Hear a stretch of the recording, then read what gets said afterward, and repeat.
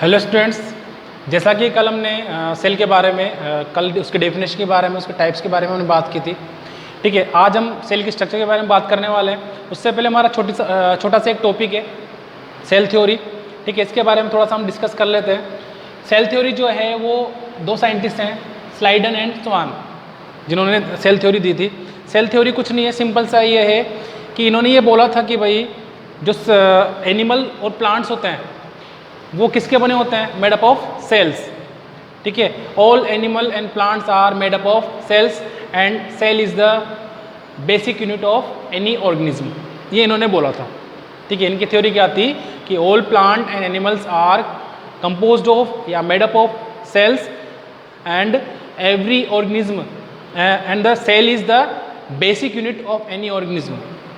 ठीक है, इनके बाद एक और साइंटिस्ट आए जिनका नाम है रुडोल्फ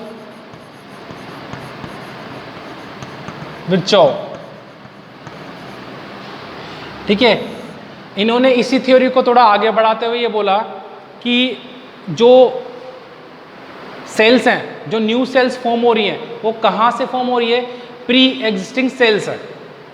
इन्होंने क्या बोला, न्यू सेल्स आर फॉर्म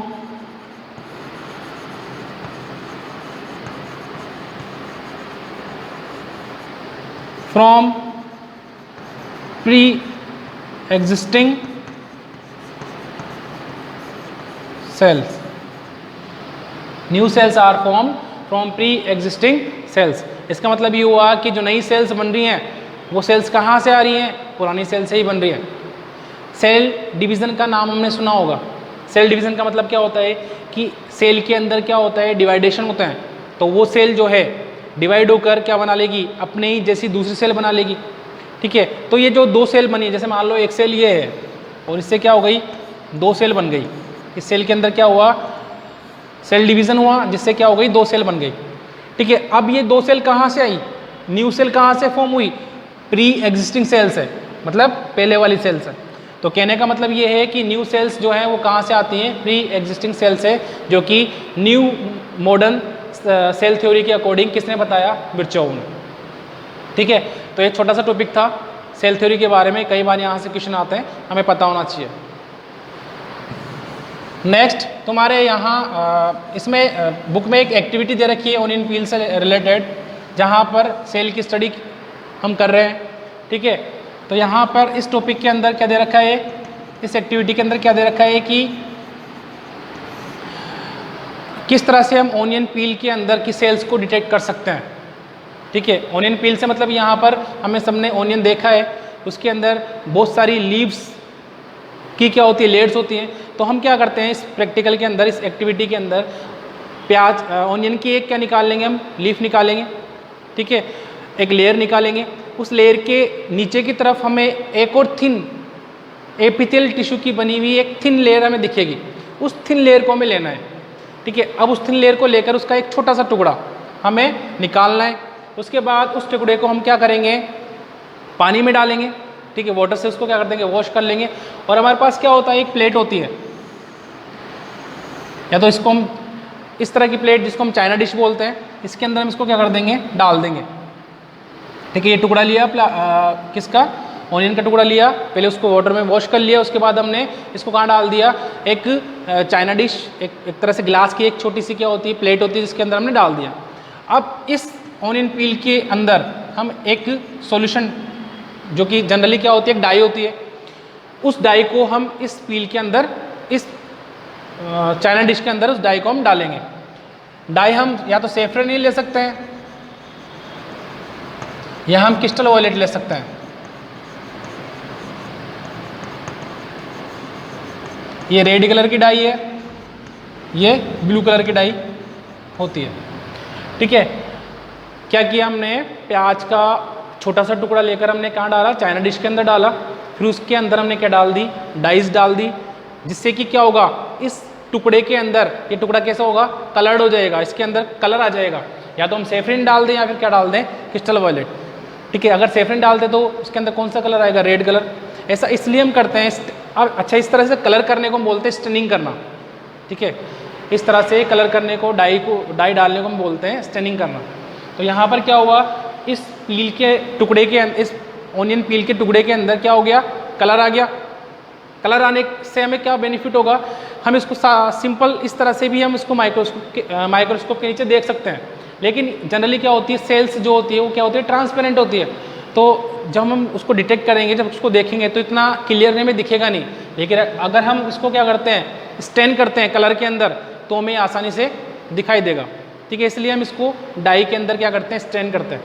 इसके बाद इस टुकड़े को लेकर हम इसकी स्लाइड बनाएंगे। इस टुकड़े को लिया, हमारे पास क्या होती है, रेक्टेंगुलर शेप की क्या होती है, ग्लास का एक टुकड़ा होता है जिसको हम स्लाइड बोलते हैं, और इसके ऊपर हम इस टुकड़े को रख देंगे। ठीक है, स्लाइड के ऊपर क्या रख दिया, टुकड़े को रख दिया। जैसे ये स्लाइड हो गई, इसके ऊपर हमने क्या रख दिया, इस टुकड़े को रख दिया। उसके बाद हमारे पास एक छोटा सा टुकड़ा और होगा गिलास का। फिर इस पोर्शन को, जहाँ पर हमारा ये प्याज का टुकड़ा रखा हुआ है, इस पोर्शन को हम उस छोटे से गिलास के पीस से हम क्या कर देंगे, कवर कर देंगे। इसको हम बोलते हैं कवर स्लिप। ठीक है, इसको तो हम बोलते हैं स्लाइड और इसको बोलते हैं अपन कवर स्लिप। ठीक है, कई बार क्या करते हैं, इस टुकड़े को रखने के बाद इसमें ग्लिसरीन भी डालते हैं, ग्लिसरीन की 1-2 बूंद डाल देते हैं। ऐसा इसलिए होता है ताकि जो हमने प्याज का जो टुकड़ा लिया है वो क्या नहीं हो, ड्राई ना हो, सूखे ना।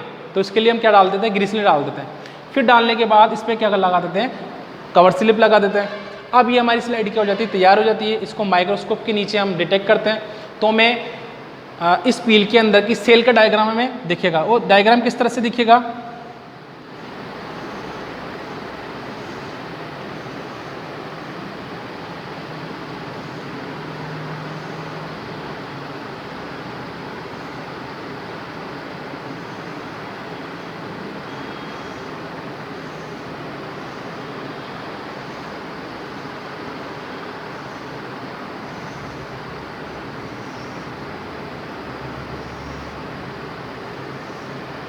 इस तरह का हमें क्या दिखेगा, डायग्राम दिखेगा। ठीक है, ये जो डायग्राम है एक्चुअली में क्या है, ये सेल्स हैं, ऑनियन पील की क्या है, सेल्स हैं। ठीक है, तो इस तरह से हम ऑनियन पील के अंदर जिसकी थिन लेयर है, एपिथेलियल टिश्यू की जो लेयर है, उस टिश्यू की लेयर के अंदर हम क्या कर सकते हैं, सेल को डिटेक्ट कर सकते हैं सिंपल से एक्सपेरिमेंट के थ्रू। जब प्रैक्टिकल करवाएंगे तो तुम्हें ये वाला प्रैक्टिकल जरूर करवाएंगे, ताकि तुम आराम से प्रैक्टिकल में ये चीज़ कर सको, देख सको। ठीक है, नेक्स्ट, तो ये छोटे से टॉपिक तो जो मैं क्लियर करने थे। नेक्स्ट जो हमारा मेन टॉपिक है, जो आज हमें पढ़ना है, वो है सेल की स्ट्रक्चर के बारे में।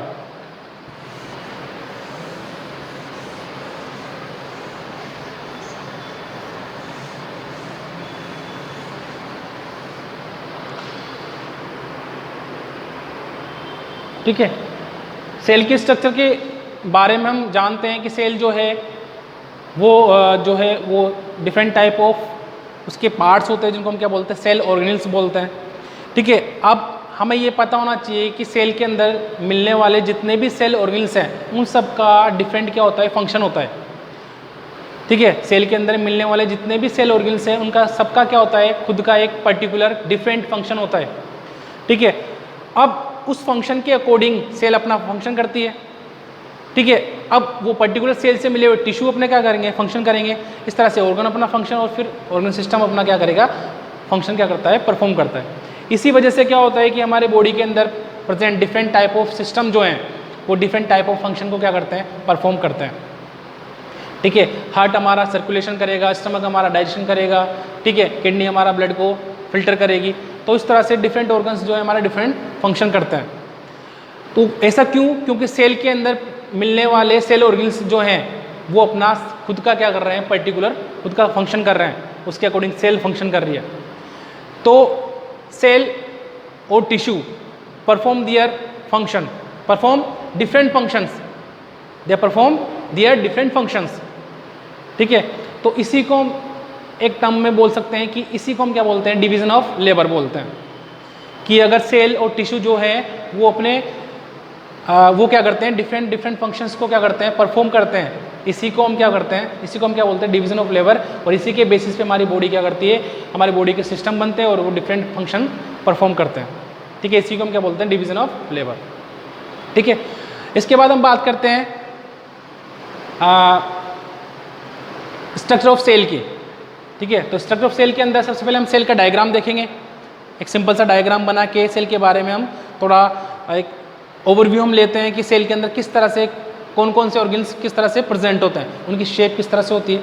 फिर उसके बाद हम क्या करेंगे, एक सिंगल अलग अलग ऑर्गेनल का फिर हम डिटेल में स्टडी करेंगे। ठीक है,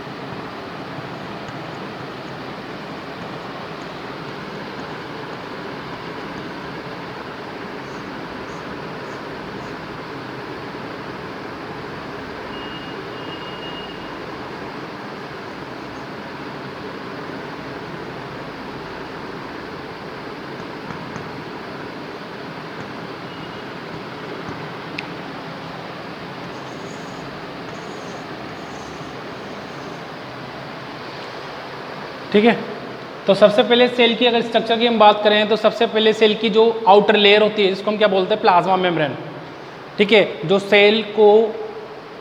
सेल की शेप को बनाए रखने का काम करती है। इसके अलावा सेल के अंदर जो भी न्यूट्रिशन जाना है या कोई भी वेस्ट प्रोडक्ट बाहर निकलना है, मतलब सेल के अंदर कोई भी चीज़ जानी है या आनी है, उसको कंट्रोल करने का काम किसका होता है, प्लाज्मा मेम्ब्रेन का।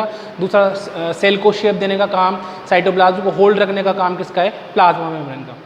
तो सबसे पहले हम बात करते हैं सबसे आउटर लेयर की, जिसको हम क्या बोलते हैं, plasma membrane.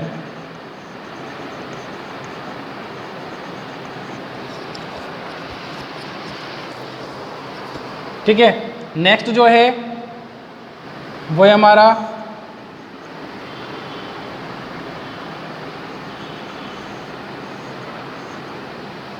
Nucleus.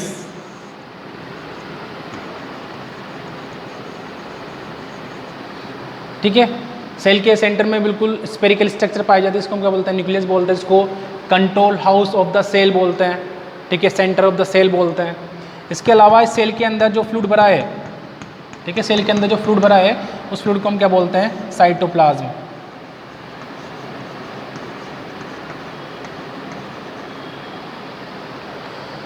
Next, nucleus से जुड़ी हुई जो ये इनफोल्डेड स्ट्रक्चर है इसको हम क्या बोलते हैं, एंडोप्लाज्मिक रेटिकुलम।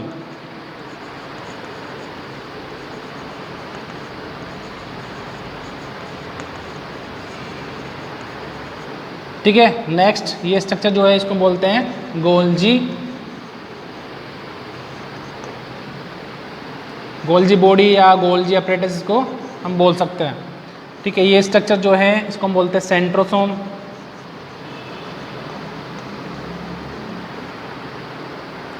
और ये जो बीन शेप स्ट्रक्चर है इसको बोलते हैं माइटोकॉन्ड्रिया, जिसको हम power house of the cell भी बोलते हैं।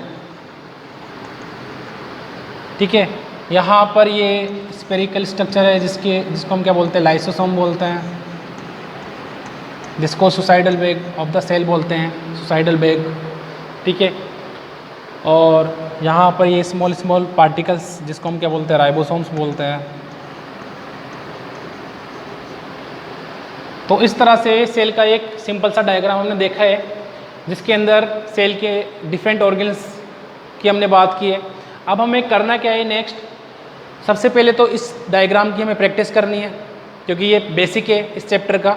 इससे हमें ये पता चल जाता है कि सेल के अंदर किस तरह के ऑर्गेन्स है, उनकी शेप किस तरह से, एक डायग्राम का हमें एक ओवरव्यू हमें मिल जाता है।